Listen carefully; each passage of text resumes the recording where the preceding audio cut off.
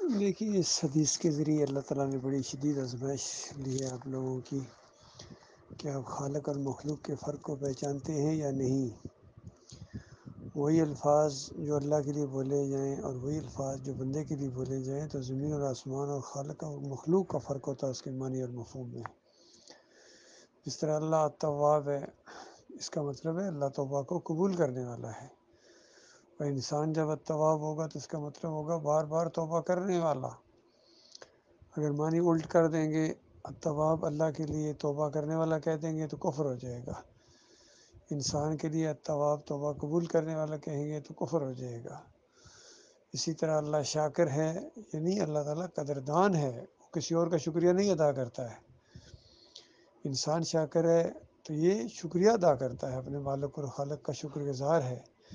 اس طرح کئی الفاظ اور بھی بیان کیے جا سکتے ہیں۔ تو سلو کا مطلب بھی یہی ہے، اسی انداز سے ہے۔ اس کی ایک اور مثال میں آپ کو دوں، جس طرح ہماری زبان کے اندر جب آپ کسی کو کہتے ہیں بھائی میرے لیے دعا کرنا، حالانکہ آپ نے اللہ کا لفظ نہیں بولا ہے، دعا کرنا، اس کا کیا مطلب وہ سمجھے گا؟ بتائیے کیا کروں میں اس کے لیے، یا اس کے ساتھ میں کیا کر سکتا ہوں؟ تو اس کا دعا کرنا یہی ہوتا ہے کہ وہ اللہ سے کہتا ہے کہ اللہ میرے بھائی پر رحم کر، اس نے مجھے دعا کے لیے کہا ہے، اے میرے مالک اس کے اوپر رحم کر، اس کی مشکل کو آسان کر دے، تو وہ آپ کے لیے دعائیں کر رہا ہے۔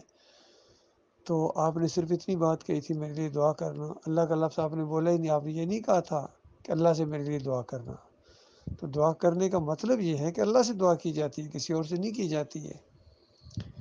اسی طرح وہ صلو علیہ کے الفاظ جو آئے ہیں، فرشتے ان اللہ و ملائکۃ یصلون علی النبی، ملائکہ اور انسان جو ہیں، اللہ اور ملائکہ نبی کے لیے اب دعا کرتے ہیں۔ الفاظ تو اس طریقے سے ہیں، اب فرشتے دعا کرتے ہیں، بات سمجھ میں آ جاتی ہے، لیکن اللہ کس طرح دعا کرتا ہے؟ اللہ اس دعا کو قبول کرتا ہے۔ اگر اللہ آپ نے یہ ذہن بنایا کہ اللہ کسی اور سے دعا کرتا ہے تو یہ پھر کفر ہے۔ اللہ اس دعا کو قبول کرتا ہے، اسی لیے اللہ تعالیٰ نے ہمیں بتایا کہ فرشتے کر رہے ہیں، نبی کے لیے دعائیں کر رہے ہیں، مومنو تم بھی دعا کرو، اور فرشتوں کی دعائیں بھی اللہ قبول کر رہا ہے، تمہاری دعائیں بھی اللہ قبول کرے گا۔ اور یہ حدیث کی سب سے بڑی حدیث جو ہے، توحید کی سب سے بڑی یہ حدیث ہے،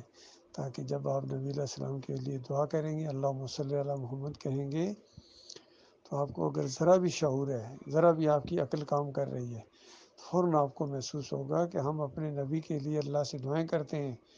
نبی جو ہے اللہ کی رحمت سے بے نیاز نہیں ہے، بلکہ محتاج ہیں اللہ کی رحمت کے، اور ہم پچھلی قوموں کی طرح نہیں ہیں جنہوں نے اپنے نبیوں سے دعائیں مانگنی شروع کر دی تھی، بلکہ ہم اپنے نبی کے لیے اللہ سے دعا کرتے ہیں۔ تو اس طرح یہ مسلسل شرک کا رد تھا اس حدیث کے اندر،